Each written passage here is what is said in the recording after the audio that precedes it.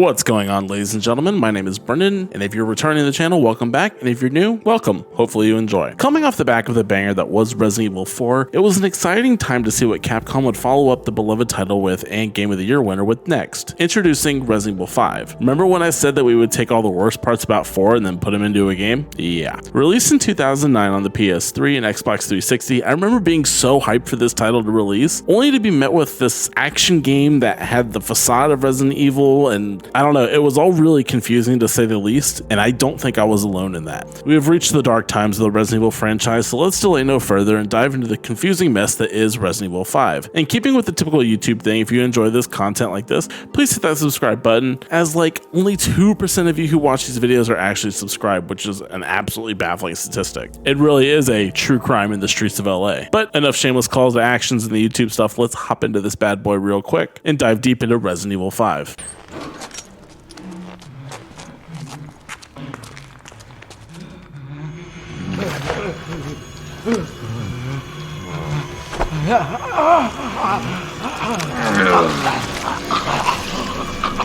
Freeze!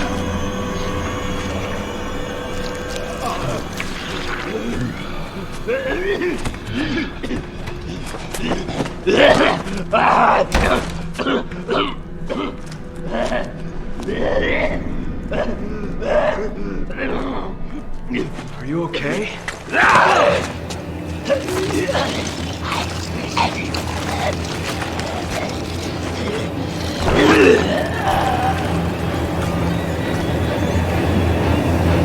Welcome to Africa, the setting for our next outing with seasoned protagonist Chris Redfield, who we haven't seen since Code Veronica. Now, part of the Bioterrorism Security Assessment Alliance, or BSAA, that is a mouthful, Chris is deployed here to locate a black market bioweapons dealer, Ricardo Irving, who was last seen in the area. In the backstory given to us at the very beginning of the game, Umbrella has fallen after the events of Resident Evils 1, 2, and 3 with the Raccoon City event, but 10 years later, their research and the creation of biochemical weapons and mutants have spilled into the world at large, leading to a black market of chemicals and essentially stims to create more bioterrorism weapons. This is why the BSA was established, an agency that we'll be getting to know very well here in the next few games, which is basically created to assist in closing these rings and assessing any bioterrorism threat and subsequently taking them out. If it seems like a lot before the game even begins, that's because it is. There's a lot here prior to Resident Evil 5 that occurs off screen. I mean, it is a 10-year time lapse. And while this isn't new for the Resident Evil series as a whole, the lead up to 5 feels like just a lot and a lot really fast. It just kind of dumps a bunch of information on you in order to even kind of semblantly understand what Chris is about to be going through. But down back to the nitty gritty, Chris makes his way into town, discussing his hunt for Irving and moving to meet up with his new partner, Sheva, in the local town. For 10 years passing since last seeing Chris, he hasn't seemed to age a bit, albeit he has more steroids running through his veins than blood given the size of these appendages. I mean, holy Christ, his arms are like 4 times bigger than my entire body. We won't even talk about his lower half. We meet up with Sheva, a local member of the BSAA, and the two move off to their local contact to get information on Irving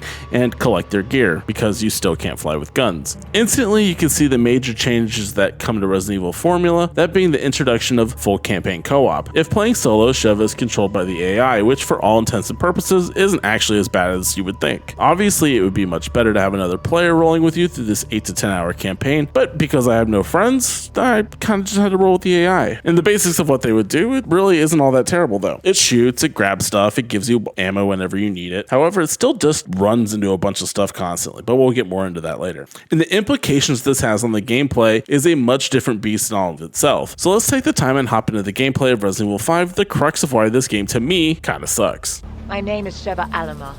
Chris Redfield. Your reputation precedes you, Mr. Redfield. It's an honor. Just Chris, thanks. So you'll be accompanying me to the destination? Yes. Tensions are running high ever since the change in government. I'll bet. Intel says it's a haven for terrorists now.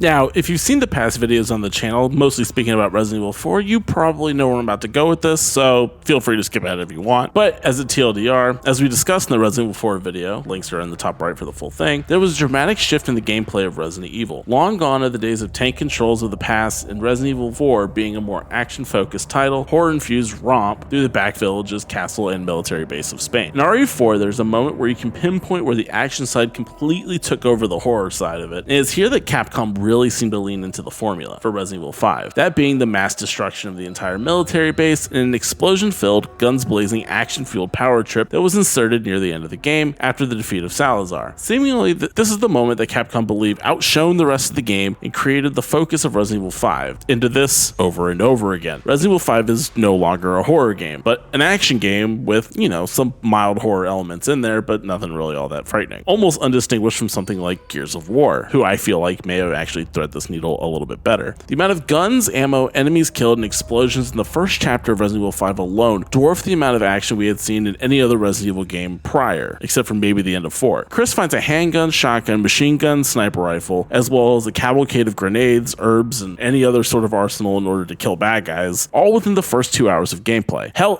you're even graded on the amount of enemies killed in each subchapter. The higher the number, the better the score, intrinsically coercing the player into killing more and more enemies, a tenet that you would say is almost antithetical and the complete opposite of the bones the franchise itself was built on in the games prior, making resources scarce, hard to find if not rationed appropriately, and if you really sucked, would softlock the player into being basically stuck, only having the knife at their disposal and making the game infinitely harder to progress. Playing this, I honestly kind of felt nothing in going through the motions of moving forward, blasting everything on my path and moving forward, knowing that everything I just murdered and every box I'll find after said encounter will likely drop more ammo than I even spent on the encounter in the first place. For a series that introduced and refined the genre we now know as survival horror, there is almost none of that DNA present here in Resident Evil 5, short of characters that we'd seen and been following since Resident Evil 1. Now you may stop and say, Brendan, you may say Resident Evil had to change to stay viable, and it's an argument you definitely could make. Back when this came out, there was a growing sentiment in the industry that horror and survival horror was essentially dead, now morphing its way into a more of an action horror genre, a trend that we would see in games like Dead Space and even more notably, Silent Hill. In fact, we're going to do this on the channel eventually, but Silent Hill more or less went through the same transformation that Resident Evil did, but really didn't survive through the action phase of its life cycle. While attempting to stick the horror landing, progression systems and having the player grow in power seemed like a must at the time, whereas back in the older Resident Evil days, your power came directly through your knowledge and effective item use. Obviously, this notion has more or less been dispatched entirely, given the popularity of games like Outlast, Amnesia, and even to a degree, Resident Evil itself reinventing itself with the advent of 7, which we're going to get into in a future video. However, this change could have been done better as well if this game just kind of controlled a little bit better. Resident Evil 5 feels unbearably stiff, unusually clunky, and hard to maneuver. Its walk speed is painfully slow, and when holding the sprint button, yes, there's a sprint button, you do move a bit faster, but you're almost guaranteed to get hung up on doorways, walls, corners, and other random bullshit geometries that are in the area, so on and so forth. A killer if you're trying to make space between yourself and the 52 assailants looking for your head. Couple this once again with not being able to move and shoot, a weird no dodging system, and a finicky red dot to show where you're aiming, and you're in for an overtly frustrating experience. This game was honestly a slog to play through, and for what little payoff you have in the story department, it almost wasn't even worth finishing for this video. I know there are lovers of this game, and by all means, love what you love and play what you want to play, and I can't wait to read your comments on how wrong I am down below, so be sure to leave those and we can have a back and forth if you want. I'm willing to hear the arguments, and hell, I'm even willing to have a chat about it over Discord. But from where I'm standing, Resident Evil 5 just kind of feels like ass to play. One aspect that I really did enjoy in Resident Evil 5, because with all the bad comes with some good, is the boss variety. However, as I'm a sucker for topaz and extravagant bosses, something the series has been super hit or miss on up until this point. I want to omit a couple of boss encounters out of this section to save for the story aspects of this video, just for pure spoiler sense, but all the early game bosses meet that spectacle that should be implicit when discussing major fights in video games. While still contending with the poor combat controls, these fights are varied and honestly a very fun time, all having a different variety of attacks, damage methods, and more specifically, mechanics that leads to a quote-unquote damage phase, to use MMO terms, of said boss. I specifically love the giant insect fight on the elevator leading further into the Tricell Umbrella facility, slight spoilers. Using its mandibles to suspend itself above the platform, you must first do damage to said arms, leaning for him to drop on the ground, for Chris to run over and go shove a grenade instead of Beath's mouth. From there, in the subsequent explosion of said grenade, the carapace pops off the top, exposing its gooey head bits, breaking off more each time you do it, showing more and more of the weak points on the enemy. After doing this 3 to 4 times, the head is blown apart and the real damage can be dealt while laying into its brains while it's laying on the ground, writhing in pain. All of this while contending with ad spawns that will drop even more ammo and grenades that you will need to finish this actual fight. It's actually pretty well designed and an awesome fight that's just kind of fun to play, and there's a ton like this as well. all with these multi-phases in order to murder the mutated beasts. Which is my only real complaint about these bosses, that I wish they were kind of more tied to the story and lore of the area a bit more than they are, as most of these are kind of just mutated animals or insects that have been infected with the Ouroboros virus. Minus the boss fight on the boat with Irving, which just revolves around running across a boat, shooting a stationary gun to a stationary gun, and shooting glowy bits on his back and head. This fight kind of sucks. But overall, the bosses in Resident Evil 5 have really stepped up their game in the series here, probably given to its more combat focus rather than horror and clunky controls. Great job, Capcom. Sincerely.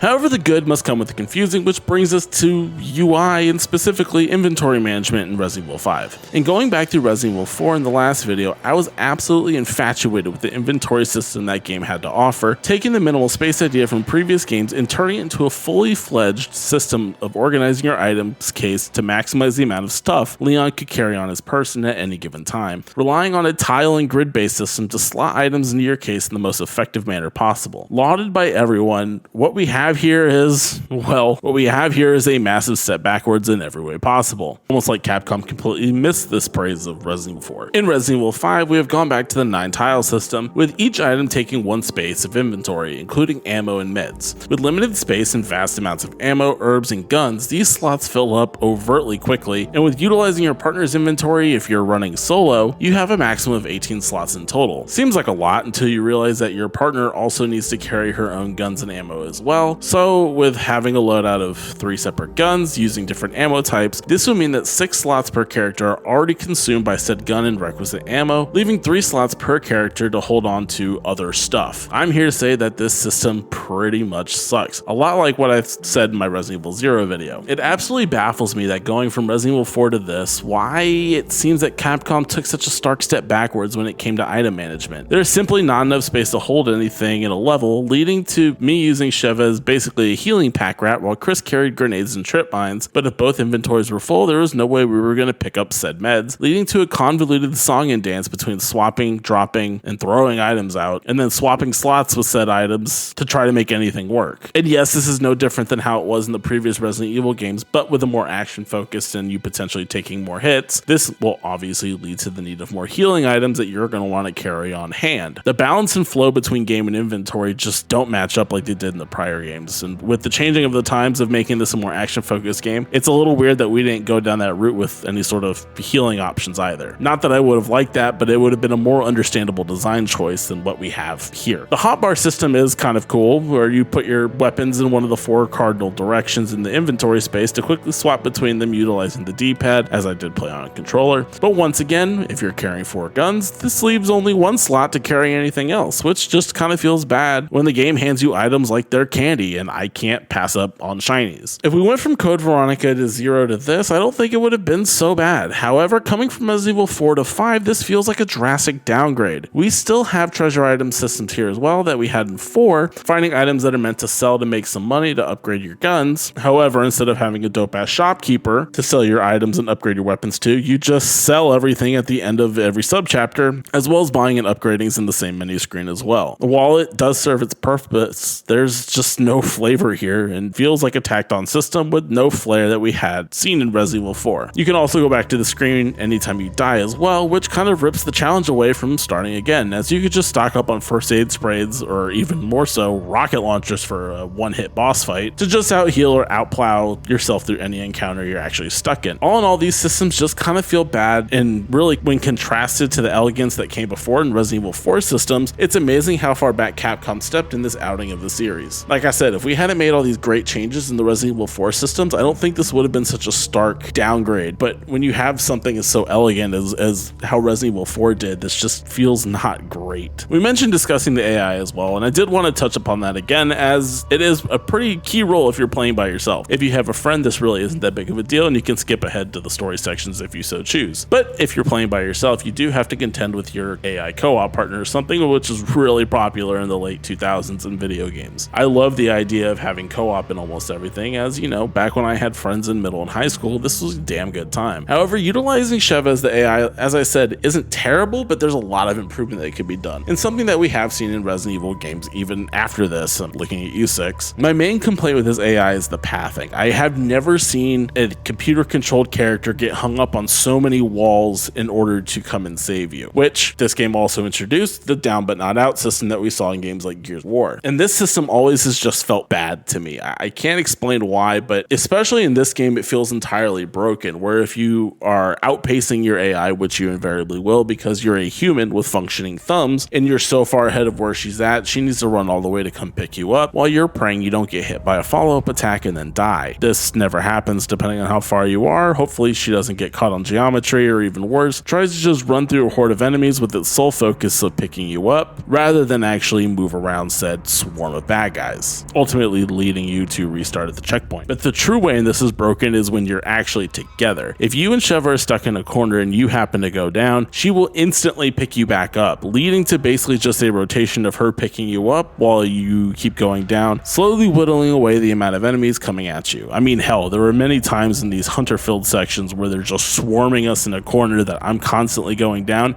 and she's constantly picking me back up, leading to a never fail state. It just feels bad. And yes, this is definitely in the player's favor to do, but I like a bit of challenge when it comes to my games, and I don't expect everything to be incredibly hard, but to have something as cheesy as let's stand in this corner and you can pick me up over and over again just doesn't feel great either. This will not be the last time we have a fully functioning AI character with us in the Resident Evil series, but luckily in these new outings, that's kind of a thing of the past. So I'll just leave it there. I just need to rant about that a little bit because the AIs are completely frustrating to me for whatever fucking reason. But with gameplay aside, let's go ahead and hop into the story beats of Resident Evil 5. Good work out there. We'll analyze the data immediately. This whole town's gone to hell. The people here, they're acting like those Ganado detailed in the Kennedy report. And aside from that, there's something new, something we've never encountered before. Our transportation has been taken out too. Requesting a mission update. The mission stands. Capturing Irving is your top priority. We believe he may have fled to the mines on the other side of the train station. Wait, we're the only two left. You want us to go in there alone? Delta team have been dispatched and are on their way. They'll assist you in locating and apprehending Irving. But wait, we I can't! repeat, your mission stands.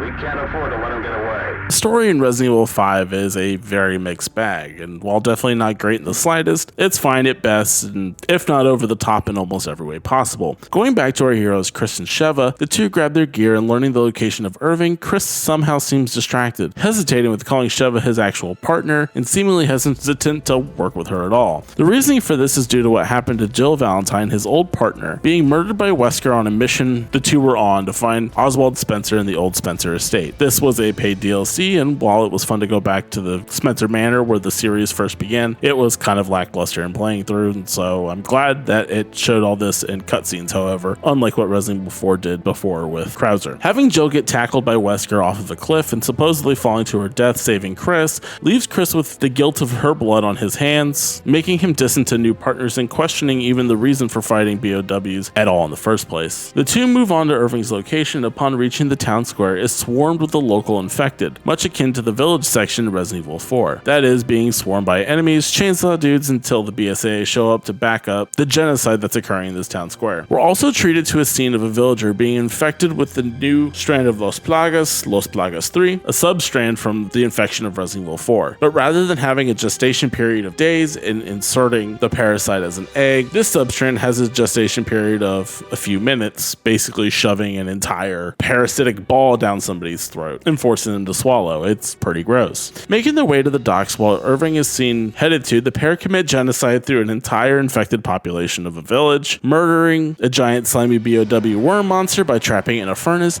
and meet up with the last surviving member of the BSAA's Delta Squad, Josh Stone, who helps the two escape towards the docks and gives Chris a memory card with research data they obtained from the village. Looking through the files, Chris sees a photo of Jill, spurring his motivation to continue forward despite his orders to retreat the area. Him thinking that she's dead and seeing somebody who he cares about actually being alive, this would probably make anybody move forward. I'm telling you, Chris and Jill have a thing going on, but I don't think it's ever mentioned in the series. Crossing the savannah, killing giant bats, and braving the mines, which is actually a pretty dope set piece where one player holds the lantern while the other does all the killing, Chris and Sheva trek their way across Africa on the hunt for Irving and information on why Jill was on the memory memory card in the first place. Reaching the marshlands beyond the desert, the tone shifts from murdering villagers to murdering native villagers in their huts and hovels and temples scattered around the marshlands. Making their way through the temple, Chris and Jill reach a pair of tents marked with the Tricell logo, a pharmaceutical company that had also been funding the BSAA. Chris notices the Umbrella logo and some old rubble with some notes left behind implicating Tricell to having infected the local villages with Los Plagas 3 in some sort of testbed for the virus. Moving through the cave and reaching the oil fields, Chris and Sheva corner Irving, but before capture, Irving blows the oil fields and attempts to flee in a boat nearby. Chris and Sheva give chase, and given no other choice and knowing his capture is imminent, Irving injects himself with Ouroboros and causes himself to mutate into a giant water beast, leading to the boss fight of blowing him up with stationary guns on a boat, which, as I said before, kind of sucks. But it is a cool set piece in its own right. Ed, who do you think got this entire operation off the ground? Research like this doesn't fund itself, you know. Yet everyone looks down on me. But not anymore. Don't do it!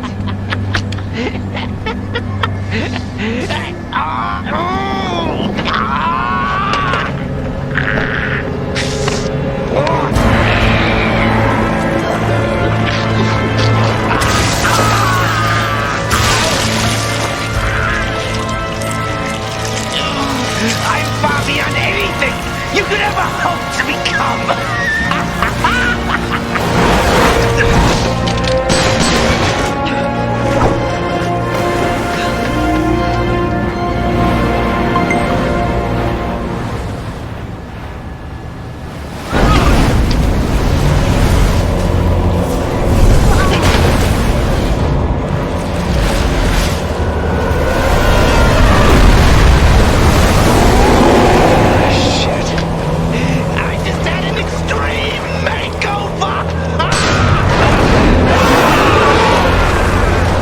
We learn that Ouroboros is another form of mutagen to create more bioweapons, where the mutations occur when the host is rejected from the parasite. Despite the mutations Irving just went through, gurgling his last infected breath, he tells Sheva and Chris that Tricell Africa division manager Excelic Gioni, I said that wrong, is to blame for this, and to go to a nearby cave to find the answers they seek before passing away forever mutated in his nasty fish form. With that cozy bit of information, Chris and Sheva make their way to the cave to find more native locals, all infected, protecting their way forward. Battling their way through, the pair reach a cave hosting a group of flowers known as the Stairway to the Sun, and with context of old computer terminals and notes nearby from an abandoned Umbrella research facility, this is the source of what was known as the progenitor virus, the same one that we saw in Resident Evil 0 and was the base for the T virus created in 1996 by Umbrella in the events of Resident Evil 1. Making their way through and learning about the studies that occurred there by Umbrella, we find new terminals sporting the Tricell logo, showing that this group basically just picked up where Umbrella left off, creating new strands of the virus from the same flower and the basis for the Ouroboros virus itself. While searching for more information on Jill, the two reach a giant elevator filled with test pods that carried humans inside of it. Typing in Jill's name, the elevator springs to life and takes the pair down deep into the facility, and after destroying the dope spider boss we spoke about earlier, reach a pod to find it empty. Excella appears on the screen denying any knowledge of Jill and tells them to leave if they know what's good for them. Chris and Sheva, who don't know what's good for them and are determined to press on, run into Excella, who releases another wormy bioweapon, much like the one that killed Alpha Team before, and with the help of a beautiful flamethrower, turning this one to a crisp as well, the two reach another underground temple to be met with a hooded figure, Excella, and Albert Wesker, Chris's old commander in the STARS unit and right hand of the Umbrella Corporation. Taking a shot, Chris shoots the mask off the hooded figure only to see that it's actually Jill Valentine, now brainwashed by a chemical being administered by a device implanted in her chest. Wesker, in all of his arrogance, tells Chris he can only spare 7 minutes to fight with Chris and Sheva in the 4 face-off in hand-to-hand combat. Wesker now enhanced with superhuman speed and senses, and Chris and Sheva just being humans. Eventually, Wesker leaves to continue his plans, and the two square off against Jill, ripping the device out of her chest and bringing her back to reality. Jill sends him off to stop Wesker, and the two head off to end things with the infamous villain once and for all. Upon leaving the temple, the pair see Wesker and Excella boarding a giant ship stockpiled with missiles and bombers. The two stow away and fight their way onto the control deck, giving chase to Excella, who drops some syringes from her her briefcase. Cornering her, she injects herself with Ouroboros to have no obvious signs of effect on her. She claims that she was selected by Ouroboros as suitable for the virus before the mutation actually begins to set in. During this, Wesker comes over the intercom, disavowing Alexa, who begins to lose it, thinking that she might have been able to actually rule the world next to him rather than be a pawn in his plans. With the mutation taking hold, Excella morphs into a giant bioweapon. The hell? Farewell, old friend.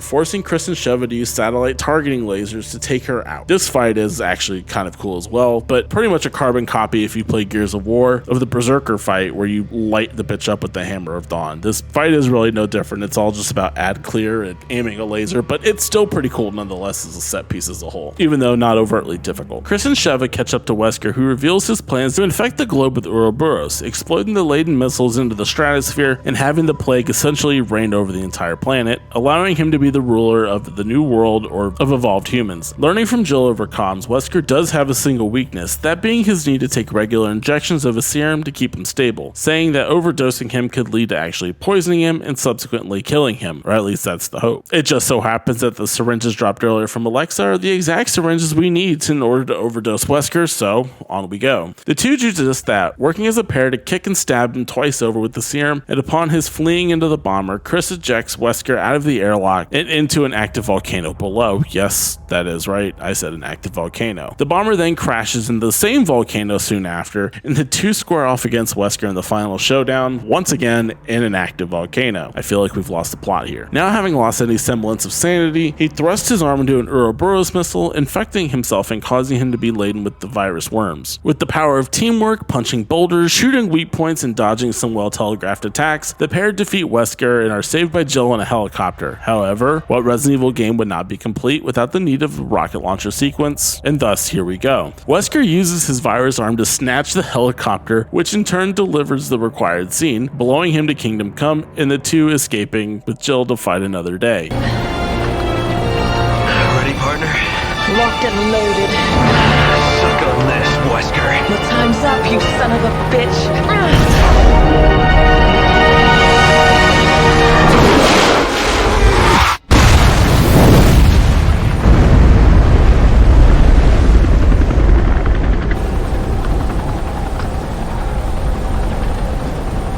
That was for our fallen brothers.